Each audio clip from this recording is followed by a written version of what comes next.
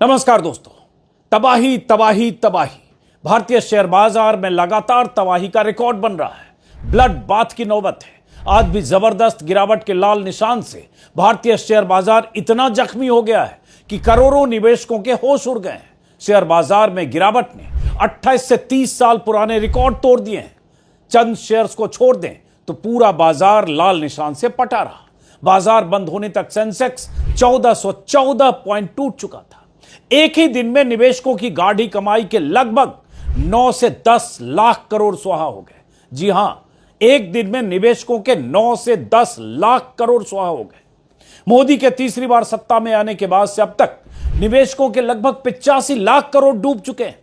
आज की बात करें तो एनएसई के 2834 शेयरों में से 2540 शेयरों ने गिरावट दर्ज की। इन आंकड़ों को गौर से सुनिए। 2834 में से 2540 शेयर लुढ़क गए। 272 शेयर लोअर सर्किट पर टकराकर अपना सिर फोड़ते रहे।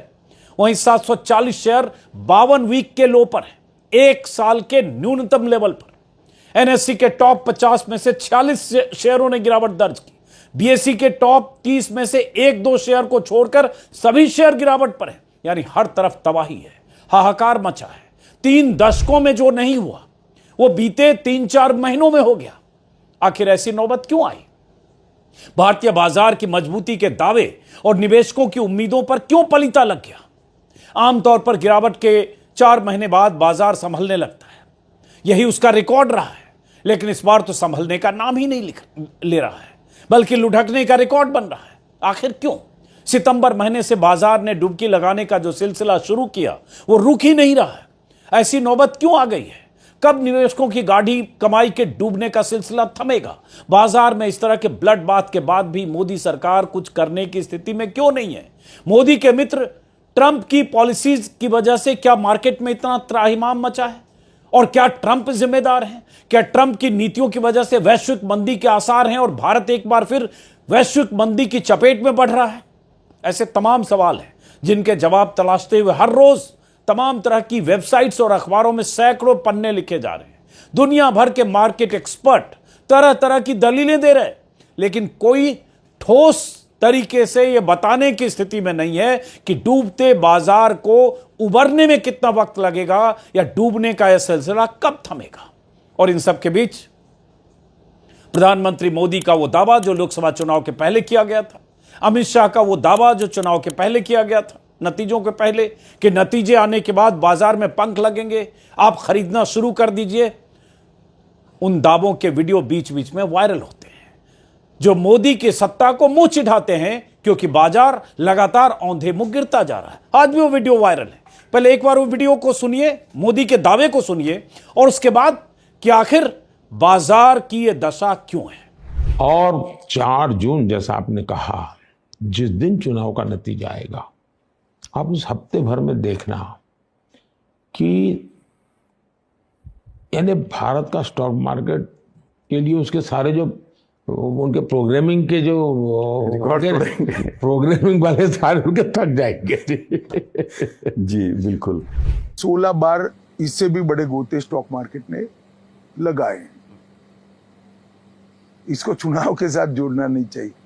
खैर, अफवाहों के कारण ऐसा हुआ भी होगा तो 6 जून के पहले आप बाय कर लेना। 4 जून के पहले वो सूट अप करेगा। लोकसभा चुनाव के पहले प्रधानमंत्री मोदी ने कहा था, चुनाव के नतीजे जब आएंगे उसके बाद आप देखना भारत के स्टॉक मार्केट में रिकॉर्ड तोड़ तेजी आएगी। अमित शाह भी ऐसी बातें कर रहे थे। चुनाव नतीजों में बीजेपी को लगे झटके के बाद भी बहुत से सरकार समर्थक, बाजार विश्लेषक और फाइनेंशियल एक्सपर्ट यह दावा कर रहे थे कि बाजार में बहुत तेजी आने वाली है।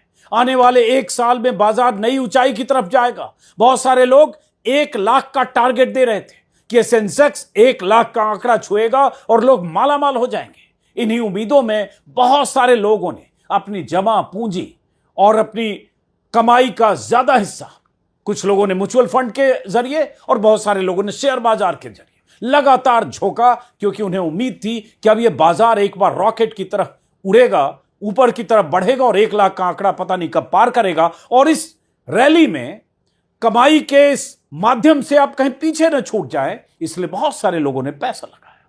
फिर जब अमेरिका में ट्रंप की जीत का माहौल बनने लगा तो भारत में फिर दावा किया जाने लगा कि मोदी के मित्र ट्रंप अब अमेरिका के राष्ट्रपति बनने वाले हैं और अगर वो राष्ट्रपति बन गए तो दोनों देशों के लिए बहुत फायदा होगा।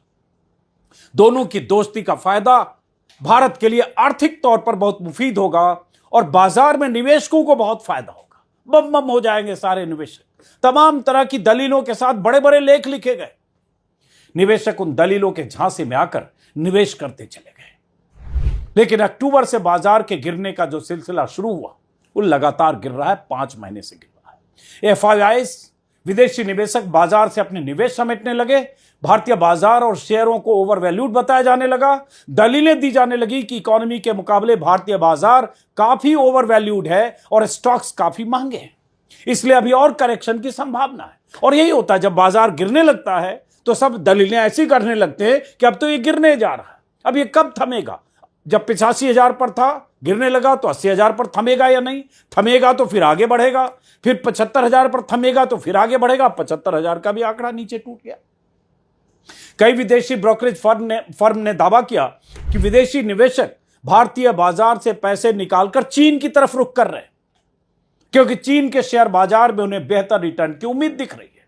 चीन, आप सोचिएगा जरा कि भारत से पैसे निकालकर विदेशी निवेशकों ने चीन में इन्वेस्ट करना शुरू किया और जहां से विदेशी निवेशकों ने पैर खींचना शुरू किया अगस्त सितंबर महीने में, सितंबर अक्टूबर में खासतौर से, और वहां से भारतीय बाजार के गिरने का सिलसिला शुरू हो गया। और सितंबर अक्टूबर महीने में जब ये खबरें आने लगी तब भारत सरकार की तरफ से ऐसी कोई पहल होती नहीं दिखी कि बाजार के सेंटीमेंट को थाम सके।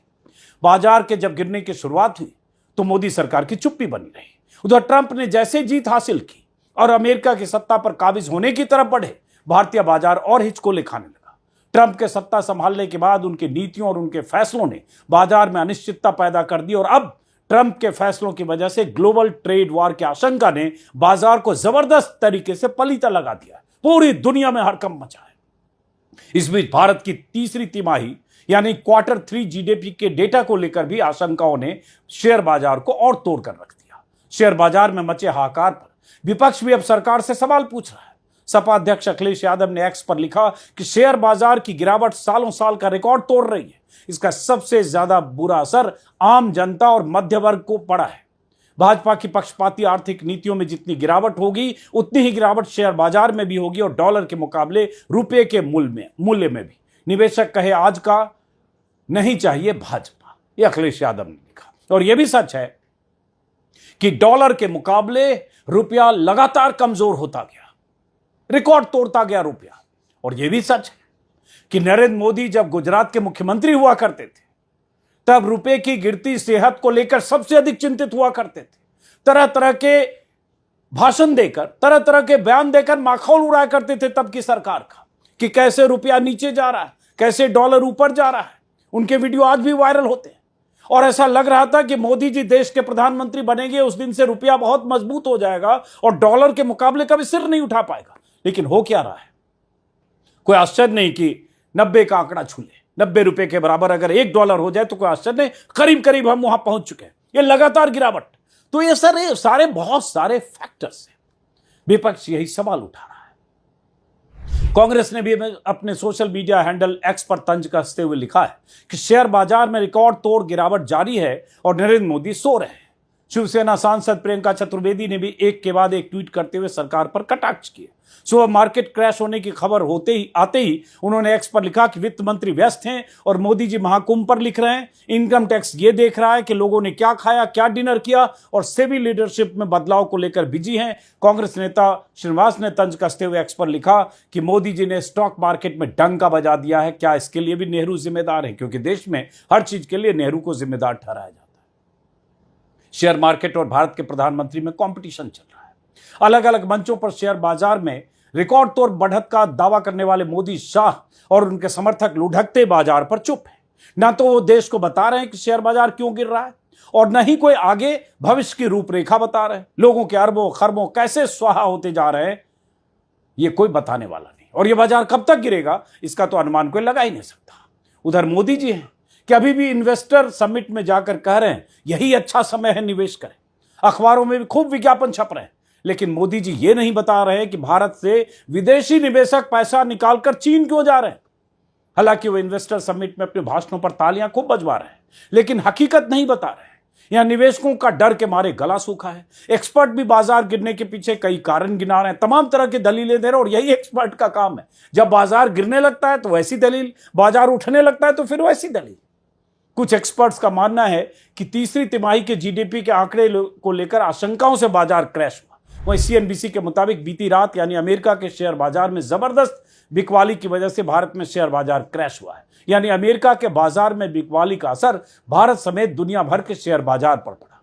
मनी कंट्रोल वेबसाइट पर जो एक्सपर्ट्स होते हैं, फाइनेंशियल एक्सपर्ट, उन्होंने 4 वजहों का जिक्र किया, जिसमें सबसे बड़ी वजह दुनिया में ट्रेड वॉर की आशंका है। अमेरिका के राष्ट्रपति ट्रंप ने कनाडा और मैक्सिको पर 2 अप्रैल से लगने वाले 25% टैरिफ को 4 मार्च से लागू करने का ऐलान कर दिया है, और इसके साथ ही चीन पर 10% एडिशनल टैरिफ लगाने की घोषणा की है। ट्रंप के इस ऐलान से ग्लोबल ट्रेड वॉर छिड़ने की आशंका बढ़ गई है।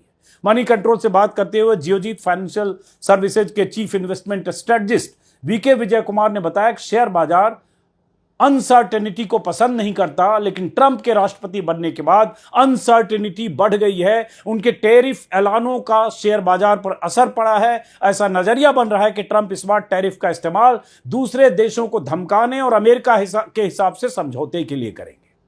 इस बड़ी गिरावट की दूसरी बड़ी वजह बताई जा रही है एशियाई शेयर बाजारों में कमजोरी।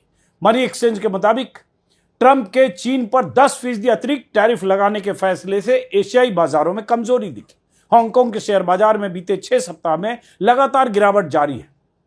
जापान के शेयर बाजार में 5 महीनों से सबसे बड़ी बिकवाली देखी गई। एआई सेक्टर में ग्रोथ पर संदेह को भी एक्सपर्ट शेयर बाजार की गिरावट से जोड़ रहे हैं। एआई चिप्स बनाने वाली सबसे बड़ी कंपनी एनवीडिया के तिमाही नतीजे उम्मीद से कम निकले और करीब 8.5% तक कंपनी के शेयर में गिरावट हुई। बहुत सारे ये सब फैक्टर हैं। इसके अलावा अमेरिका की अर्थव्यवस्था में मंदी की आशंका से भी स्टॉक मार्केट क्रैश होने का दावा एक्सपर्ट्स कर रहे हैं। मनी कंट्रोल की रिपोर्ट है कि अमेरिका में बेरोजगारी में इजाफा की वजह से सबसे बड़ी इकोनॉमी में सुस्ती की चिंता बढ़ गई है।